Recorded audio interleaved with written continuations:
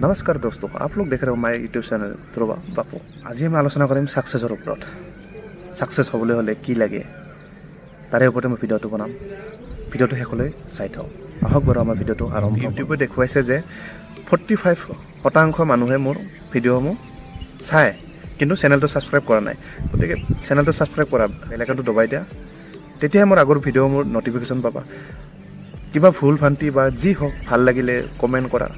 Comment বক্সটো মই সেইকাৰণে অপেনলি ৰাখি দিছোঁ সকলোৰে বাবে। তো কমেণ্ট কৰি জনোৱা যে কি আছে, মানে কি ভুল হ'ল, কিবা হ'ল, যি হওক, যি আছে মনত, তো কমেণ্ট কৰি জনোৱা।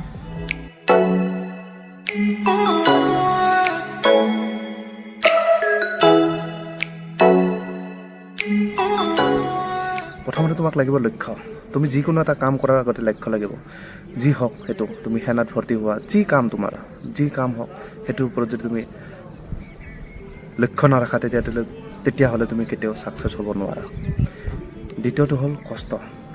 সেই অনুযায়ী তুমি কষ্ট কৰিব লাগিব। যিটো বিষয়ত তুমি, যি বিষয়ত মানে কি, যি কাম কৰি তুমি ভাল পোৱা, সেইটো যদি তুমি কৰিব বিচাৰা, তেতিয়াহ'লে তাৰে ওপৰত তুমি প্ৰথমতে কষ্ট কৰিব লাগিব। কষ্ট কৰিলেহে তেতিয়া তুমি সুফল পাবা। নেক্সট হৈছে মনোবল। তো মনোবলটো সদায় অটুট ৰাখিব লাগিব। নিজৰ গাঁৱৰ ফিল্ডখনত তুমি 5 মিনিটত কভাৰ কৰিলা বা 4 মিনিট 45 ছেকেণ্ডত কভাৰ কৰি লোৱা। ইণ্টাৰভিউ দিব গৈ দেখিলা যে তাতে 250 মানুহ আছে।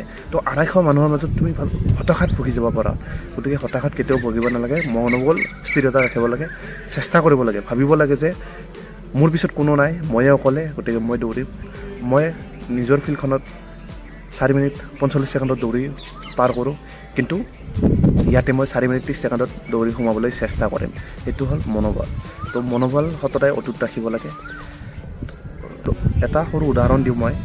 অসমৰ জনপ্ৰিয় ইউটিউবাৰ ডিম্পু বৰুৱা, আপোনালোকে সকলোৱে জানে নিশ্চয়। তেওঁৰ প্ৰথম ভিডিঅ'টো আপোনালোকে চাইছেনে? হয়তো বহুতে চাব পাৰে, বহুতে নাচাব পাৰে। মই দি দিম, চাব অকণমান। তেওঁ আৰম্ভ কৰিছিল প্ৰথম ভিডিঅ'টো এটা মোবাইলেৰে, এখন চাইকেল লৈ কিনে নলবাৰী টাউনখনত অকণমান ভিডিঅ' বনাইছিল। তো সেই ভিডিঅ'টো তেওঁ আপলোড দিছিল। ভিডিঅ'টো আপলোড দিয়াতেও ডিম্পু বৰুৱাই নিশ্চয় ভবা নাছিল যে এজন অসমৰ জনপ্ৰিয় ইউটিউবাৰ হ'ব বুলি। কিন্তু তেওঁ কি কৰিছিল, তেওঁৰ লক্ষ্য আছিল যে ইউটিউবক তেওঁৰ কেৰিয়াৰ বনোৱাৰ।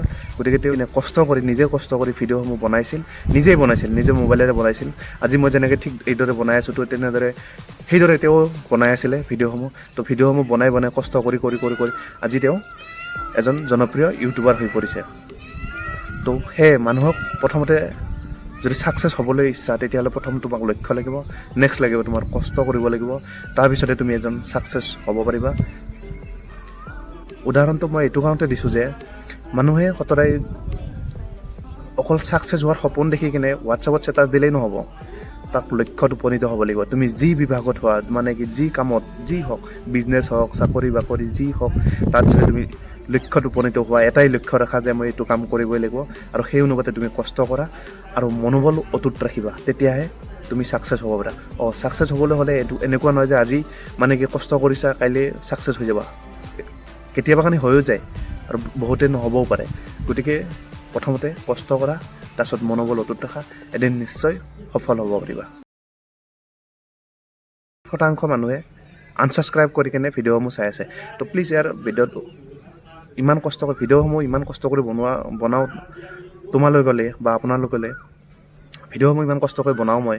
গতিকে ইয়াৰ ছাবস্ক্ৰাইব কৰি লোৱা চেনেলটো, বেল আইকনটো দবাই দিয়া। আগলৈ এনেকুৱা ভিডিঅ' পাই থাকিবা।